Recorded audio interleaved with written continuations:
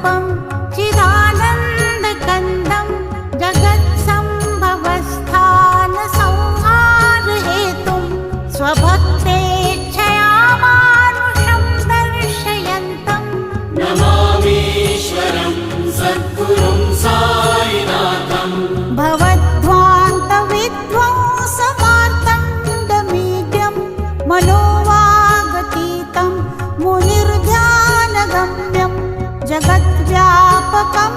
निर्मलं निर्गुणं त्वां नमामीश्वरं सद्गुरुं साईनाथं भवाम्भोधिमग्नार्दितानां जनानां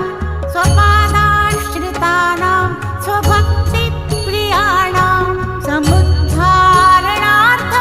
कलौ सम्भवन्तं नमामीश्वरं सद्गुरुं